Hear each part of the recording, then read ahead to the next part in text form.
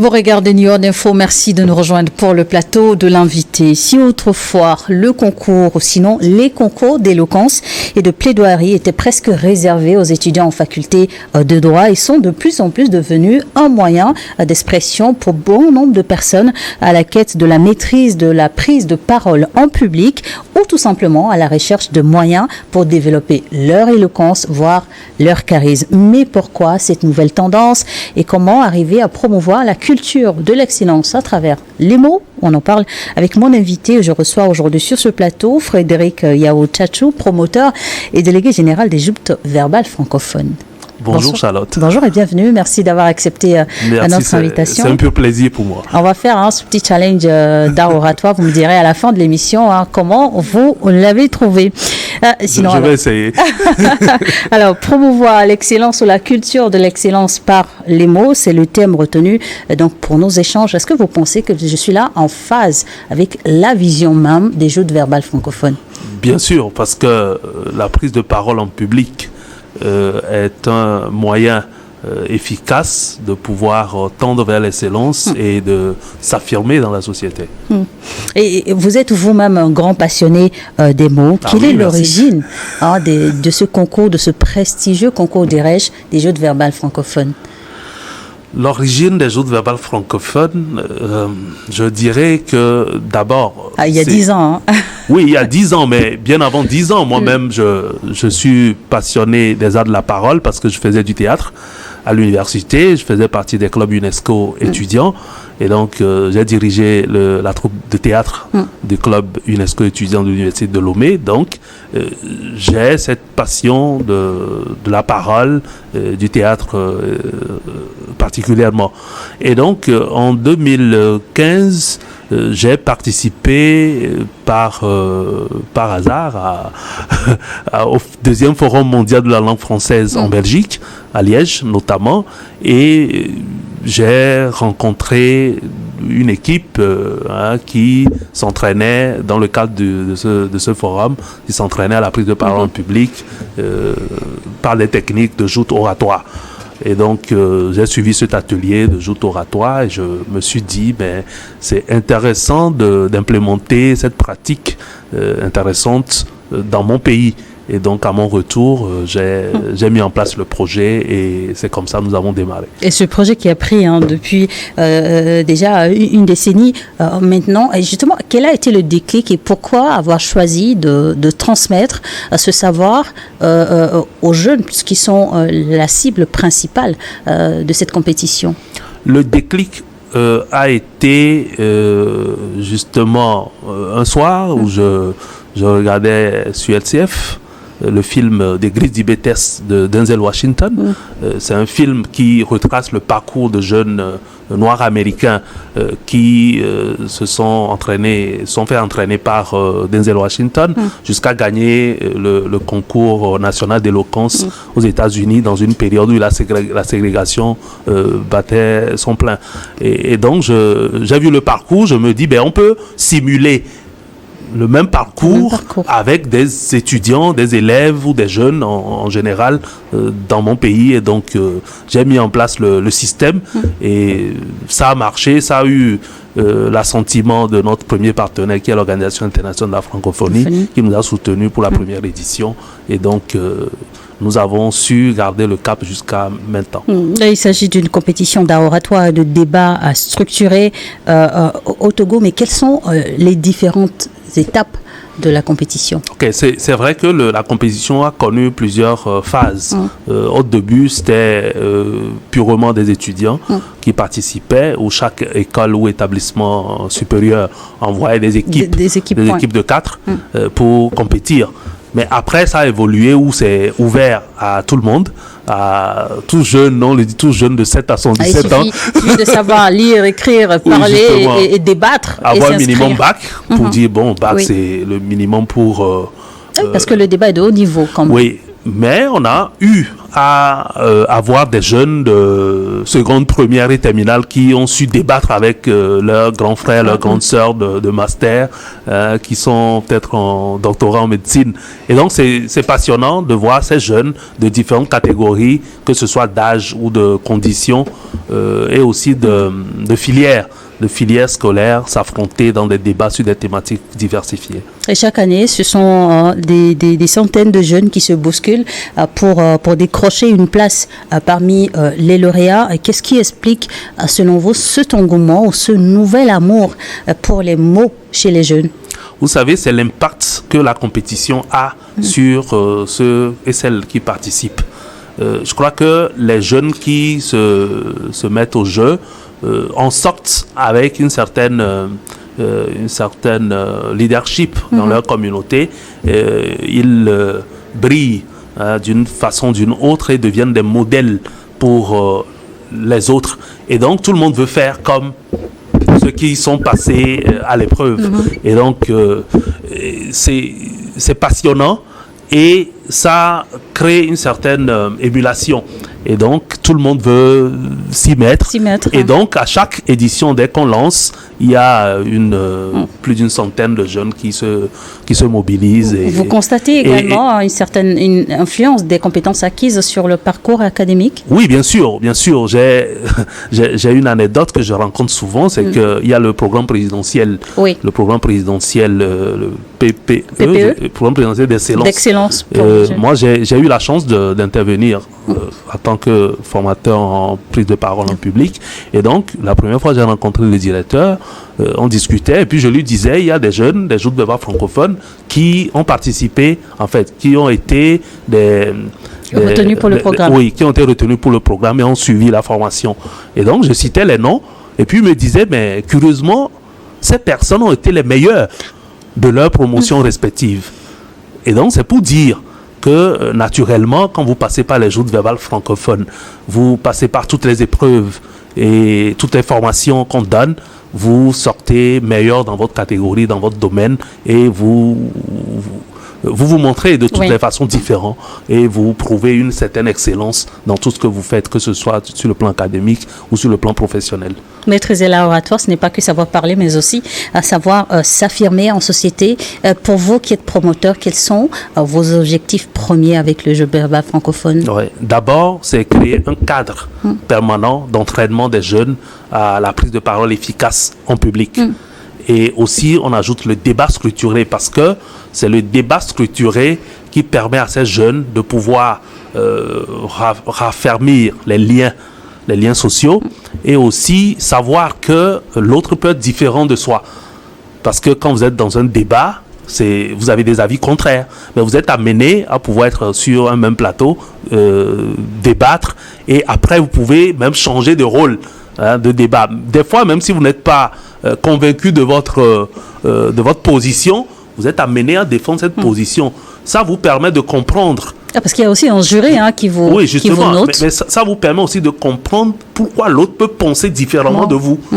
Et donc, ça crée une certaine émulation entre les jeunes et c'est ce qui est intéressant. Et vous pouvez être fiers de vos champions qui, dans cet écosystème de passionnés des mots, finissent par se construire de belles carrières, soit en maîtrise de cérémonie, de slam également dans ce secteur-là, et comme MyGap que je veux citer et qui va briller encore ce week-end avec un spectacle. Une jeune dame, est-ce que pour l'occasion de cette émission, vous aurez un mot à son endroit? Je crois que l'une des meilleures que nous avons eues aujourd'hui de la francophone, c'est Migiab, Abide Hakim, de son vrai nom, qui est artiste slameuse de base. C'est une jeune fille qui a un talent... Qui fait également des scènes à l'international. Oui, bien sûr, qui a un talent extraordinaire. Et je crois qu'elle va le prouver encore ce samedi à l'Agora Senghor pour son premier spectacle One Woman Show, c'est ça? One Woman Show, c'est ça, oui. Ce samedi à l'Agora Senghor à partir de 18h. Donc j'invite tout le monde à pouvoir venir la soutenir. Et découvrir ce talent. Et de Lomé à Paris, ils sont nombreux à briller sur des podiums grâce à Dogbe aussi, un parfait exemple à citer. Comment avez-vous justement vécu son sacre au sommet de la francophonie dernièrement? C'est ça. C'est vrai que j'étais organisateur des rencontres internationales d'éloquence et des débats francophones. Et donc, j'avais une position nécessairement neutre. Et nous avons mis en place un jury international que moi, personnellement, je ne connaissais pas parce que moi, j'ai découvert des gens quand je suis arrivé à Paris. L'OIF, l'Institut français, TV5 Monde et nos partenaires français nous ont proposé des personnalités pour être dans le jury. Je ne les connaissais pas. Et donc, c'est très indépendant, le jury, et tous les candidats venus de tous les pays. Justement, ils étaient combien au Ils étaient total? 10. Ils étaient très bons. Toutes nationalités des 3 continents. Ils étaient très bons. Et donc, je ne m'attendais pas nécessairement que le Togo gagne, même si le souhait naturel est que mon pays puisse repartir avec le trophée après le sac de Abidé, l'édition précédente. Et donc, c'est toujours une fierté patriotique d'accueillir cette nouvelle, que le Togo puisse gagner encore une fois cette compétition. Maintenant, ça ne veut pas dire que les autres ont démérité. Les autres étaient aussi bons que Grâce Doblé, seulement qu'il y a un jury qui a décidé que le Togo puisse encore briller par l'excellence de son fils Grâce Doblé. En tant que promoteur des joutes verbales et expert en prise de parole en public ainsi qu'en technique de débat structuré, comment réussir en débat justement structuré tout en restant convaincant et persuasif? On fait un peu de pédagogie avec vous dans cette émission. Oui. Quelles sont les clés pour réussir? La base, c'est l'entraînement. D'abord, avant d'arriver à ce stade, il faut s'entraîner. S'entraîner, encore s'entraîner. Continuellement. Oui. Et donc, lorsque vous acquérez les compétences de base pour pouvoir prendre la parole dans ces compétitions, il faut être naturel et soi-même. Naturel et soi-même, et ne pas partir dans l'idée qu'on est meilleur que l'autre. Je crois que moi, c'est la leçon que j'ai apprise lors des compétitions que j'organise. Ceux qui viennent dans l'idée qu'ils sont meilleurs, qui sont les mieux nantis que les autres, ne réussissent pas souvent. Mais ceux qui viennent avec une certaine humilité et curiosité aussi. Et curiosité, et qui s'améliorent avec le temps, avec les formations que nous leur donnons, s'en sortent efficacement. Et donc, il faut être humble, il faut être soi-même, il faut être naturel, et vous-même, vous allez découvrir que vous dégagez une certaine carrure, une certaine persuasion qui ne dit pas son nom. Et à chaque édition, vous mettez l'accent sur un thème spécifique. Bien Alors, sûr. quelles sont justement les thématiques ou les problématiques que vous abordez? En fait, d'ordre général, nous évoquons tous les sujets qui concernent les jeunes. Que ce soit développement durable, soit gouvernance, citoyenneté, santé, droits des femmes, toutes les questions. En tenant compte des objectifs, des ODD également. Des ODD, justement. Toutes les questions liées au développement durable. Donc, Et plus de 10 ans de jeux de verbal. Et qu'est-ce qui est prévu cette année qui marque justement le 10e anniversaire de cette compétition? nous allons faire modestement, mais bien. Et donc, nous prévoyons naturellement à la 10e édition des Joutes de Débats francophones d'une manière particulière. Il y aura plusieurs invités de la Confédération africaine des arts de la parole que je dirige aussi, de la Fédération francophone de débat de France qui seront là. Et il y aura des épreuves des duels entre le Togo et les autres pays, notamment la France ou le Cameroun. Tout ça est en train d'être discuté. Et après, il y aura un petit festival qui s'appelle les Eloka, où l'art de la parole sera mis en avant, et aussi un colloque pour célébrer la oratoire. Mais maîtriser les techniques justement de prise de parole en public, avoir un argumentaire structuré, mais quelle est la plus-value concrètement? La plus-value, je l'ai dit tantôt, quand vous maîtrisez toutes ces bases essentielles pour le développement personnel, vous avez le pouvoir. C'est donc nécessaire, important à tout âge. Vous avez le pouvoir. Ça veut dire que pour faire passer vos idées, pour que vos idées soient prises en compte dans la société aujourd'hui, vous devez savoir bien parler. Vous devez savoir comment faire transmettre ces messages. On dirait aujourd'hui que comme on le disait pour l'Internet, comment on le dit, l'illettré du 21e siècle, c'est celui qui ne sait pas prendre la parole en public. Je crois qu'on peut le dire comme ça. L'illettré du 21e siècle, ou bien de notre siècle, de notre moment, c'est celui qui ne sait pas prendre la parole en public. L'Afrique francophone connaît justement aujourd'hui un tournant décisif 60 ans après les indépendances entre souverainisme et panafricanisme. Comment les jeunes que vous encadrez ou qui n'en participent à vos compétitions abordent-ils ces sujets? Est-ce que le changement d'un paradigme africain, est-ce que ça les intéresse? Est-ce qu'ils le comprennent? Comment justement est-ce qu'ils se familiarisent avec cette mouvance? Oui, je crois que nous abordons des sujets qui permettent aux jeunes d'être déterministes. Moi, je crois que au lieu de parler du panafricanisme ou vous avez utilisé le souverainisme, oui, moi je voulais parler du déterminisme.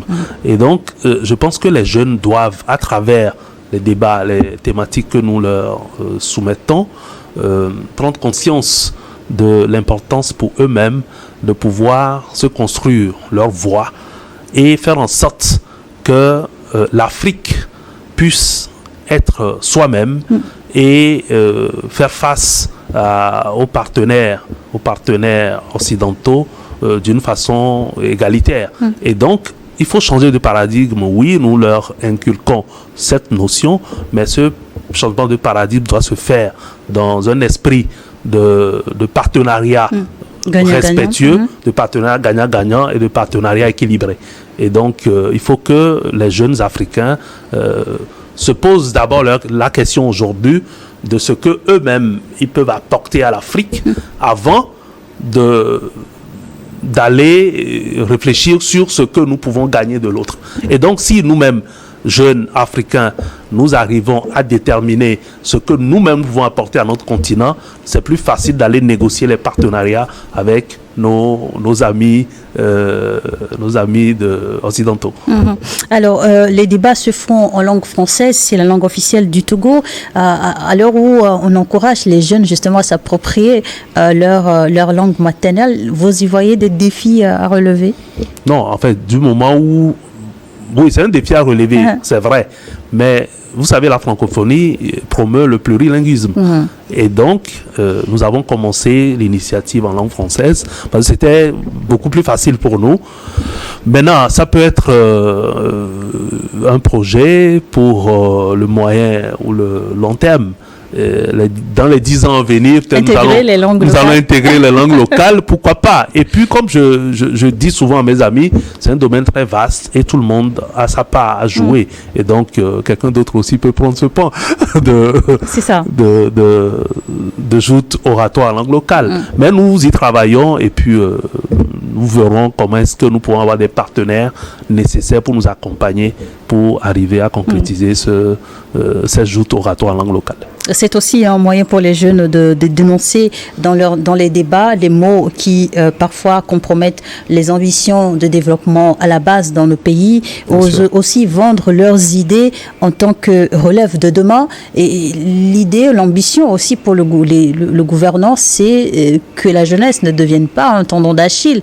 Sur des questions, par exemple, d'employabilité de la jeunesse qui les concerne eux-mêmes, comment appréciez-vous leur réflexion par rapport à cette problématique? Vous savez, depuis quelques années, nous mettons le développement local au cœur des thématiques que nous abordons avec les jeunes que nous formons. L'impact doit vraiment agir sur la société. Justement, nous avons même travaillé avec des communes, des communes au sein desquelles les jeunes ont fait des stages pour pouvoir appréhender comment le développement local s'implémente sur le terrain. Tout à fait. Et sur la base de ces stages-là, ces jeunes mettent en place des projets qu'ils pitchent après, et c'est aussi une épreuve. Et donc, c'est pour dire que nous prenons à cœur l'importance du développement local et nous faisons en sorte que les jeunes puissent s'approprier ces questions et de facto les questions d'employabilité aussi sont concernées et donc nous faisons en sorte que ces jeunes puissent être au cœur du dispositif de décentralisation actuel au Togo et pour impacter beaucoup plus le développement sur le plan national. Les Jeux de Verba francophone, c'est une compétition d'art oratoire dont nous parlons, justement, qui parle de compétition, parle de récompense. Et quels sont justement les prix mis en jeu pour les candidats? Je dis souvent aux candidats des Jeux de Verba francophone que le meilleur prix qu'ils gagnent, c'est leur participation. C'est d'abord la base. Quand tu participes, tu ressors grandi, affiné pour affronter la vie. Maintenant, au-delà de ça, comme dans une compétition, le gagnant gagne par exemple un séjour tout frais payé à Paris pendant 2 mois. L'actuel lauréat est en France actuellement depuis 3 semaines. Pour son stage, pour 2 mois, c'est pas rien.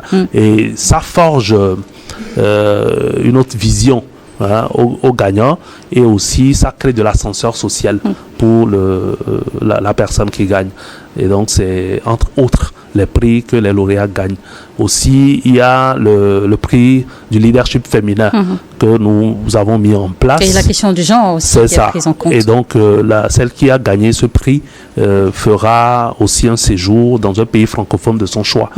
Et donc, nous faisons en sorte que les gagnants puissent quand même avoir une opportunité de découvrir d'autres horizons et de pouvoir revenir, grandir et s'affirmer dans la société. Des prix, vous en donnez ou attribuez aux meilleurs débatteurs. Vous-même, vous en êtes lauréat d'un prix, un Togo Top Impact. On va en parler. Justement, parlez-nous de ce prix et ce que ça représente pour vous après 10 ans d'impact dans la société et sur les jeunes. Bon, je crois que c'est une façon de reconnaître le travail que nous faisons depuis des années, de distinguer le mérite que nous avons, et parce qu'il faut le dire, c'est un mérite, parce que nous savons les hauts et les bas que nous rencontrons dans l'organisation annuelle de cette compétition. Du moment où on n'a pas vraiment assez de partenaires, et je dis aussi aux gens que je serais beaucoup plus riche peut-être si je n'organisais pas les Jeux de Verba francophones. Ouais. C'est pour dire que je puise de mes ressources personnelles dans le travail que je fais pour pouvoir soutenir cette compétition. Et donc, je le prends comme une reconnaissance d'abord, mais une incitation à toujours faire mieux et aller plus loin. Et je l'ai dédié la dernière fois à toute la communauté oratoire du Togo et d'ailleurs, parce que je suis le président de la Confédération africaine des arts de la parole et mon partenaire premier, c'est la Fédération francophone de débat. Et donc, je saisis cette occasion pour dédier à nouveau ce prix à tout ce monde oratoire et aussi à tous les partenaires qui nous accompagnent. Togo Top Impact 2024, prix meilleur acteur culturel de l'année. Encore une fois, nos félicitations. Merci beaucoup. On va donc revenir au sujet. Quel lien faites-vous entre la lecture, l'art oratoire et la cohésion sociale? Ok, de base, vous ne pouvez pas devenir un bon orateur, un orateur efficace, sans être un lecteur efficace. Et donc, pour être un bon orateur, il faut avoir une vaste culture générale. Et la vaste culture générale, ça s'acquiert dans les livres. C'est la base de l'acquisition de la culture générale. Et donc, le lien, c'est qu'il faut être un bon lecteur pour devenir un bon orateur. Et maintenant, quand vous êtes un bon lecteur, vous découvrez le monde. Vous découvrez, vous acquérez des connaissances universelles qui vous apprennent ce qu'il faut faire, ce qu'il ne faut pas faire dans la société. Et quand vous maîtrisez ce qu'il faut faire et ne pas faire dans la société et que vous avez l'art d'exprimer cela, vous contribuez au renforcement du lien social et du renforcement de la cohésion nationale. Je crois que j'ai essayé de faire. Oui, c'est bien. Merci beaucoup. Quelles sont vos satisfactions 10 ans après avec le chemin parcouru avec les Jeux de Verbal? C'est juste, je dirais, une fierté. Et c'est vrai, c'est une fierté d'avoir, pendant toutes ces années, contribué à faire émerger des jeunes. Faire émerger des jeunes qui, demain, seront des personnes qui feront le développement de mon pays. Et cette fierté, je ne peux pas l'exprimer d'une façon claire. Parce que c'est au fond de moi. Je le ressens au quotidien, très intrinsèquement. Et donc, pas la fierté, c'est aussi une satisfaction d'un devoir ou bien d'une mission accomplie. C'est comme si c'est une mission de vie pour moi, de faire cela. Et je ne peux plus m'arrêter. Vous ne pouvez que continuer. Je ne peux vos rêves continuer. Pour tous ces jeunes qui passent par les jeux verbales ou sinon expriment leur passion. Le rêve, c'est que tous ces jeunes soient les acteurs efficaces de développement, de changement dans notre pays, et pour notre pays. Et c'est le rêve que je nourris pour que lorsque j'aurai 80 ans, 80 ans plutôt. C'est ça. 80 ans, je sois dans mon château et que ces jeunes-là m'apportent du champagne. Pour vous dire encore pour merci. Vous dire merci. Et c'est nous ici qui vous disons encore une fois bravo pour le prix. Bravo aussi pour les 10 ans de Jeux de Verbal. Merci et beaucoup. aussi surtout merci d'avoir accepté notre invitation. Voilà, nous sommes arrivés à la fin. Votre verdict, donc pour moi, dans l'émission. Vous avez été super. Une très bonne éloquente. Merci beaucoup. Merci. C'est moi qui vous remercie de m'avoir invité. Je reviendrai quand vous voulez. Ah oui, avec plaisir. Frédéric Yaotetsu, promoteur et délégué général des Jeux de Verbal francophones. Merci à vous de nous avoir suivis dans l'invité du jour.